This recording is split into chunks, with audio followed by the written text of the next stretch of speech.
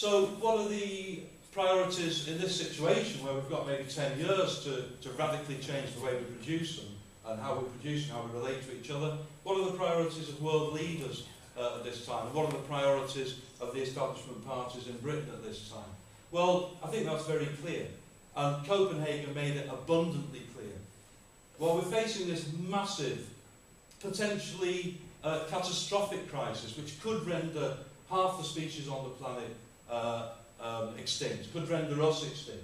The priorities of the world leaders are to restore capital accumulation and to restore growth. And what they said quite clearly at Copenhagen was this: we can live with climate change, but we can't live without growth.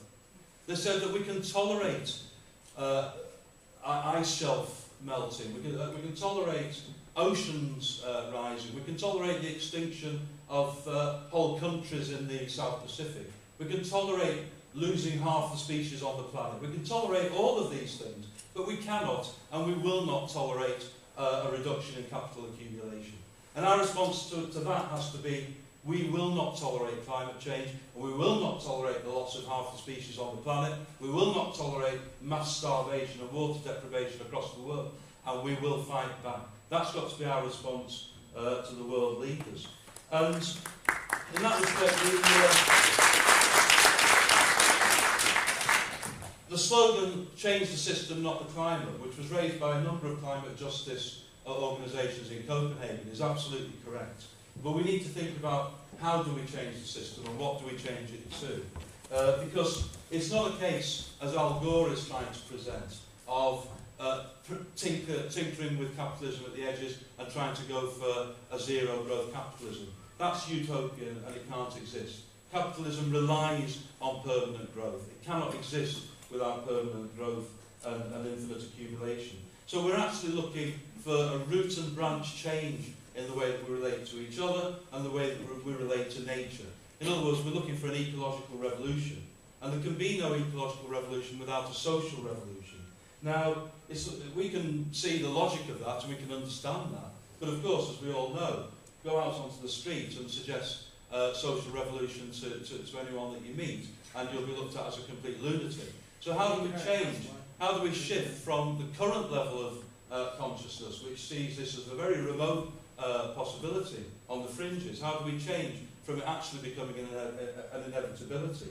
The only way we can actually make those changes is through struggle. There's no other way.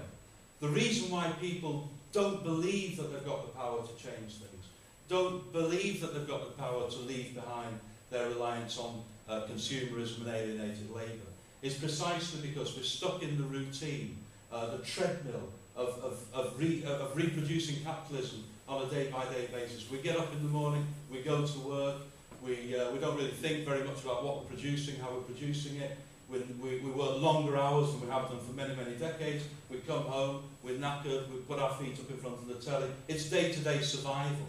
And the only way to actually force people into a situation where they've got to think about the long-term consequences of this system is through struggle, is through breaking that routine. So if we want that level of struggle that can actually change things, then we've got to look to where struggle is happening, which is, certainly in this country, predominantly to the youth. And I think the climate camp movement is an inspiration to all of us. And it also shows that struggle actually works, because Kingsnorth has been put on hold because of the climate camp movement. The third runway at Heathrow has been put on hold. There is something that works. And I think as younger generations come forward and realise that capitalism hasn't got very much to offer them, then they will be more and more likely to take the route of struggle. It has been for quite a long time the belief among young people that if they keep their heads down, study hard, behave themselves, get their degrees, then they'll get well-paid jobs. That illusion is starting to come to an end, because capitalism is no longer even able to deliver on those basic kind of facilities for young people.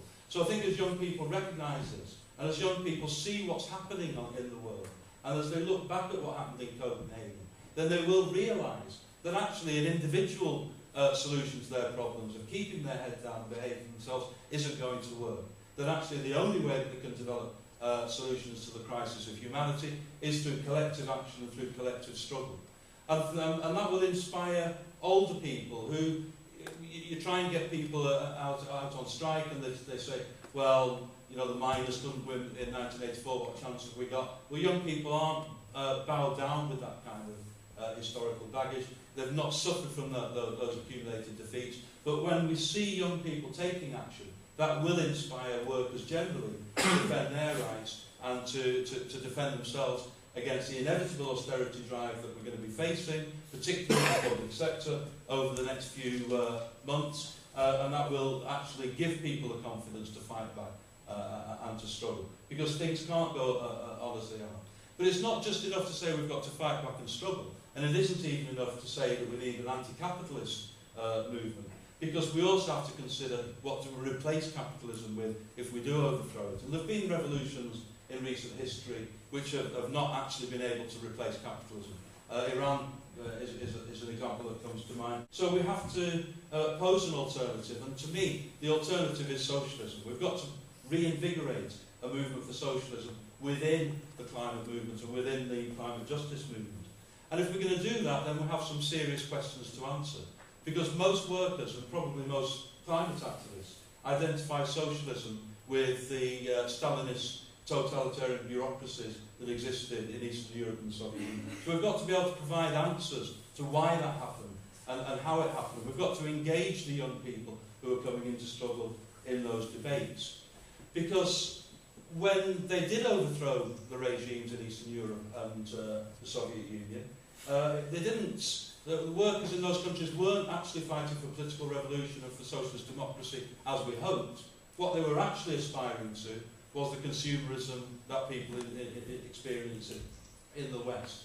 They hoped for the living standards of the United States and Sweden. Of course, they were sadly disappointed with what they actually ended up with, but that is what they aspired to. And that's also what people aspire to in China and India and across much of the global south. They aspire to that level of consumerism. And we've really got to have a response to that.